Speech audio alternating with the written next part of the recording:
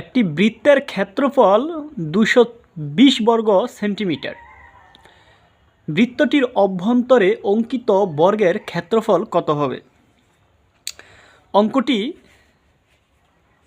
পড়ার পর দেখলাম যে একটু কঠিনই, কিন্তু কিভাবে এই অঙ্কটি আমরা সহজভাবে করতে পারি সেটা একটু দেখুন। তাহলে অঙ্কের আগে বেসিকটা বুঝি। একটা বৃত্তের ক্ষেত্রফল দেওয়া আছে, আমাদের বৃত্তের ক্ষেত্রফল দেওয়া আছে। ক্ষেত্রফলের সূত্র কি? ক্ষেত্রফল দেওয়া আছে 220 বর্গ সেন্টিমিটার, পাই আর স্কোয়ারের মান দেওয়া আছে আমাদের 220। বৃত্তটির অভ্যন্তরে অঙ্কিত বর্গের ক্ষেত্রফল কত হবে? তাহলে এখন আমাদের এই হচ্ছে আমাদের একটা বৃত্ত।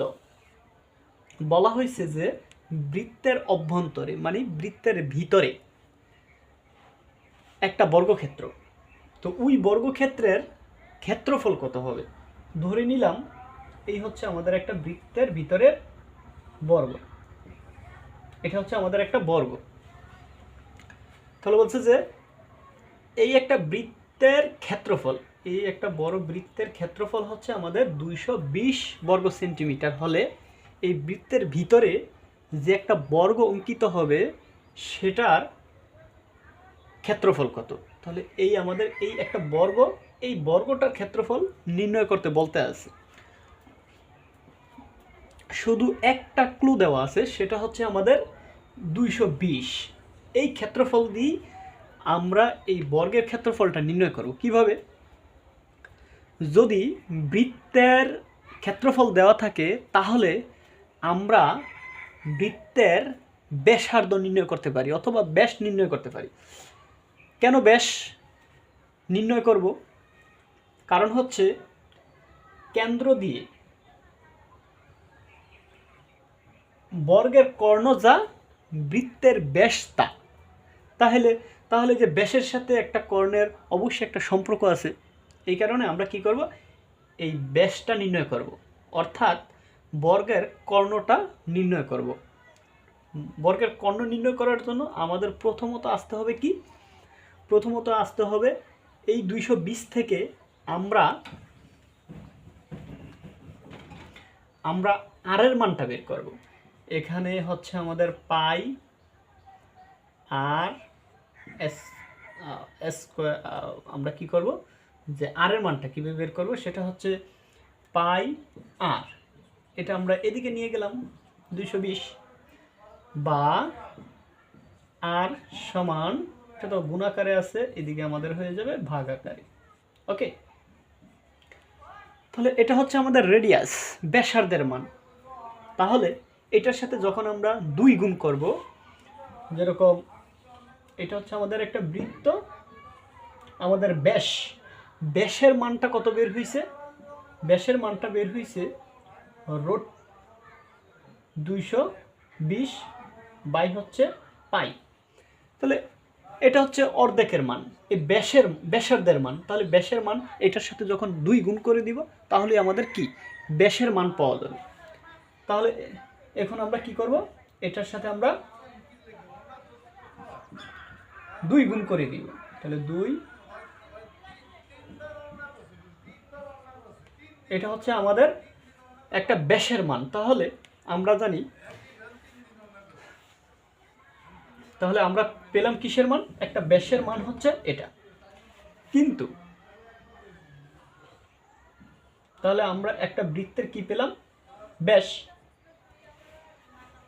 এই ব্যাসটা আবার বর্গক্ষেত্রের কর্ণ। তাহলে কর্ণ নির্ণয়ের সূত্র কি? তাহলে কর্ণ নির্ণয়ের সূত্র হচ্ছে কর্ণ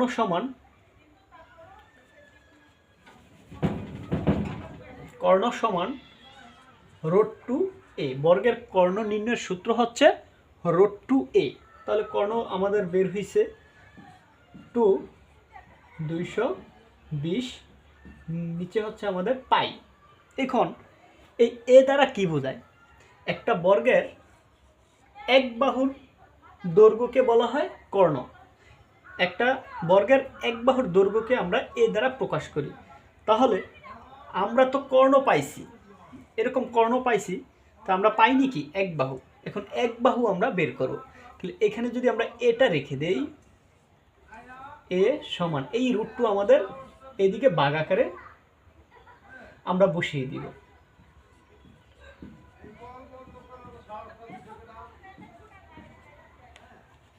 এখন আমরা কি করব, যে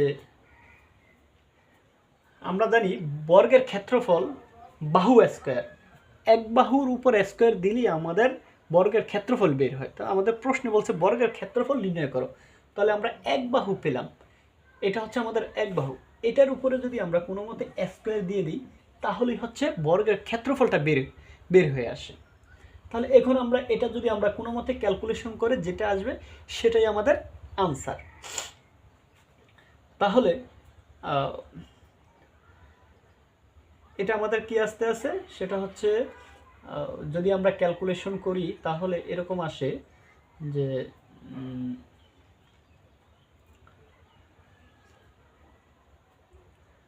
তাহলে আমাদের এরকম আসে 2 দুগুণে 4, আর এটা হচ্ছে আমাদের চলে যায়, হ্যাঁ, আর নিচে হচ্ছে আমাদের পাই, আর নিচেও থাকে আমাদের 2। তাহলে এটা আবার ক্যালকুলেশন করি, সেটা হচ্ছে 4 গুণন 220 বাই হচ্ছে পাই গুণন হচ্ছে উপরে 1 নিচে 2। তাহলে এই 2 দিয়া এটা কাটলে আমাদের হয় 2। তাহলে আমাদের এখানে মূল ক্যালকুলেশনটা আস্তে আস্তে এরকম যে 2 গুণন 220 নিচে হচ্ছে শুধু আমাদের পাই। এখন পায়ের মান কত আমরা তো তা জানি, 2 গুণন 220 নিচে হচ্ছে উপরে 22 নিচে হচ্ছে আমাদের 7। এখন যদি এটা আমরা উল্টে দেই তাহলে রেজাল্ট কি হয়, 2 গুণন 220 গুণন উপরে 7 নিচে 22, 22 দিয়ে এটা কাটাকাটি করলে আমাদের 10। তাহলে 10 দুগুণে 20, 7 দুগুণে 14, তাহলে আমাদের রেজাল্ট আসতে আছে 114 বর্গ সেন্টিমিটার। তাহলে এই প্রশ্নের উত্তর হচ্ছে আমাদের 140 বর্গ সেন্টিমিটার। অঙ্কটা আমাদের